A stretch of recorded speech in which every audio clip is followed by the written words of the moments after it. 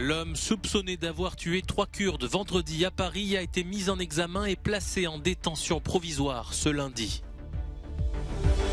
3 employés de l'armée russe ont été tués après des explosions sur la base aérienne de Saratov ce matin. Moscou dit avoir abattu un drone envoyé par l'Ukraine. L'armée sud-coréenne a réalisé des tirs d'avertissement, conséquence de l'intrusion de plusieurs drones nord-coréens dans son espace aérien, une première en 5 ans. L'homme de 69 ans soupçonné d'avoir tué 3 Kurdes vendredi à Paris a été mis en examen ce lundi pour assassinat en raison de la race, l'ethnie, la nation ou la religion, ainsi que pour détention non autorisée d'armes. Il a ensuite été placé en détention provisoire. Ce cheminot retraité avait reconnu au cours de sa garde à vue avoir une haine pathologique des étrangers. Son avocat n'a pas souhaité faire de déclaration. Le drame a suscité une vague d'émotion au sein de la communauté kurde qui a rendu hommage aux victimes ce lundi au cours d'une marche organisée à Paris. Des Kurdes qui refusent de croire à une attaque perpétrée par un homme isolé et qui continuent d'incriminer la Turquie. La diaspora kurde garde en mémoire l'assassinat de 3 militantes dans ce même arrondissement parisien en 2013. Selon moi, je ne pense pas du tout que c'était un déséquilibré. Je pense que ça a été planifié. Je pense que il y a trop d'éléments qui font que c'était planifié, que c'était contre les Kurdes. Et puis il sort et puis 10 jours après, il est déjà armé. Il sait à quelle heure, à quel moment où se rendre. Sans surprise, le gouvernement turc n'a guère apprécié les accusations de la communauté kurde de France.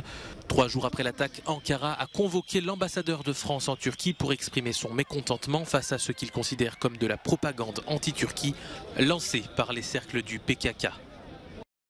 Dans cette église de Kherson, Noël, c'est aussi l'occasion de rompre avec les traditions liées au Kremlin. D'habitude, les chrétiens orthodoxes le célèbrent le 7 janvier, tout comme les Russes. Alors, cette année, ils ont décidé de fêter Noël le 25 décembre. Pour la première fois depuis son élection, le président ukrainien a adressé ses vœux en chef de guerre. Il ne nous reste quelques jours avant la fin de l'année. Nous devons être conscients que notre ennemi essaiera de rendre cette période sombre et difficile pour nous. La Russie a perdu tout ce qu'elle pouvait cette année, mais elle essaie de compenser ses pertes avec la jubilation de ses propagandistes après les attaques sur notre pays et notre infrastructure énergétique.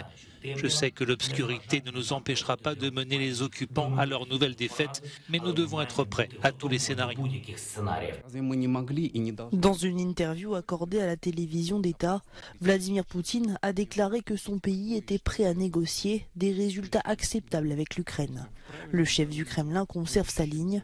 Pour lui, c'est l'Ukraine qui refuse le dialogue. Le président russe, selon ses dires, protège ses citoyens et défend ses intérêts nationaux. Mais pendant ce temps, les attaques contre l'Ukraine se poursuivent. Une alerte de raid aérien a été annoncée dans tout le pays 2 fois ce dimanche. 3 missiles ont également frappé la ville de Kramatorsk, dans la région partiellement occupée de Donetsk. Les combats les plus violents se concentrent aujourd'hui autour de Bakhmout. Mais à ce stade, toujours impossible de savoir si l'offensive russe pour récupérer la ville a pu ou non aboutir.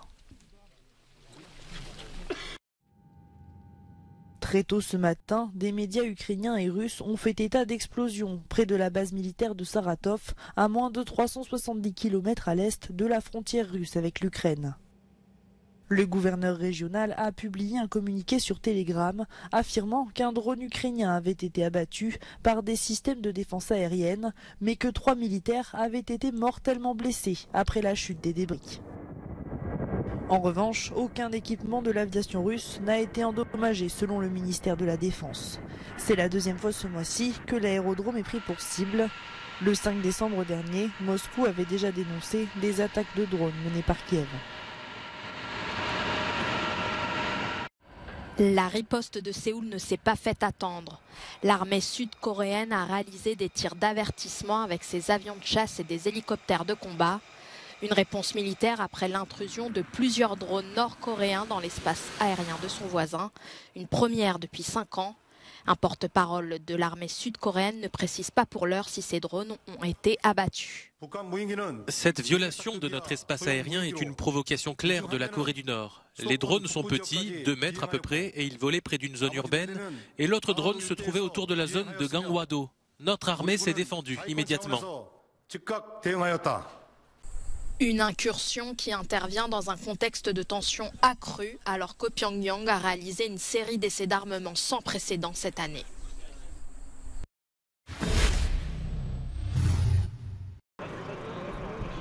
Après une nuit de recherche, les 10 skieurs portés disparus dans une avalanche ce dimanche en Autriche ont été retrouvés. L'un d'entre eux est gravement blessé et a dû être évacué de la station de Zürs dans l'ouest du pays où s'est déclenchée l'avalanche. 3 autres ont été blessés. Les sauveteurs craignaient que des personnes aient été ensevelies, mais la plupart ont pu descendre par elles-mêmes en dehors de la zone de danger. En tout, l'opération de recherche aura mobilisé 200 personnes avec des chiens secouristes et des hélicoptères.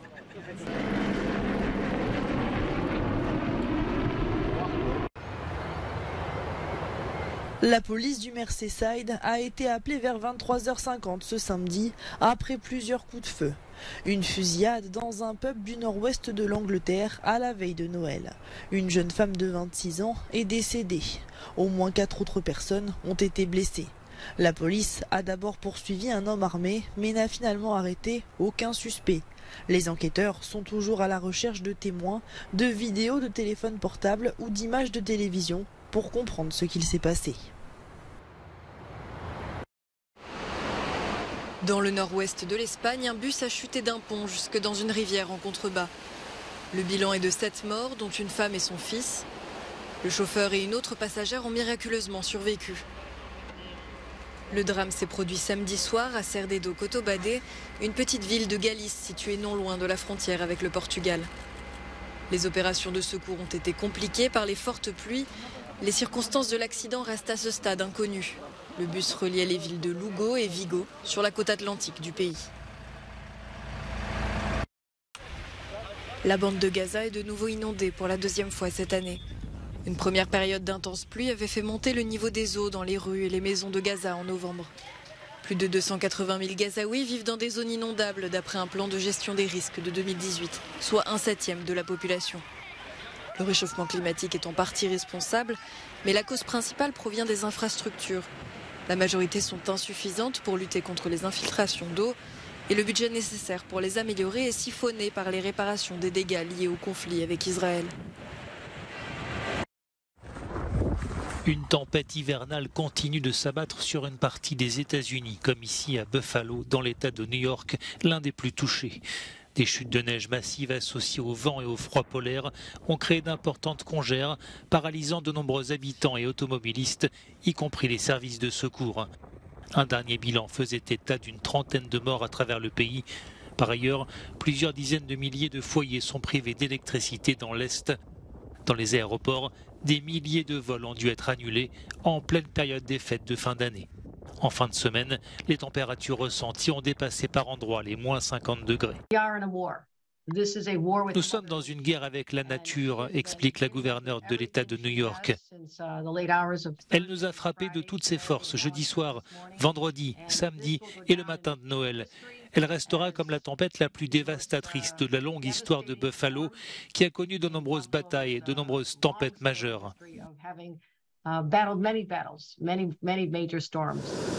Même l'État chaud de Floride n'a pas échappé au froid. Des iguanes gelées ont été retrouvées gisant dans les rues. Les États-Unis n'oublieront pas de sitôt cette tempête hivernale, un nouvel épisode marquant du dérèglement climatique. La capitale de la Macédoine du Nord sous un épais nuage de pollution. Des événements sportifs annulés, le secteur du BTP limité à un temps de travail réduit.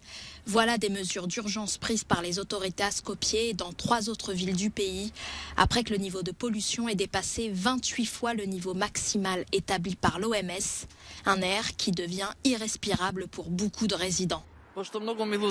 Mon nez me pique, dit cette dame. Je porte mon masque régulièrement. Je ne sors seulement quand j'en ai vraiment besoin pour chercher mon fils à l'école, par exemple, et c'est tout. Ça ne sent pas bon, se plaint cette autre dame. En plus des problèmes de toux et rhume qu'on a déjà. En effet, ceux qui souffrent d'asthme notamment sont les plus vulnérables, tout comme les sans domicile fixe qui bénéficieront d'abris mis à disposition par le gouvernement.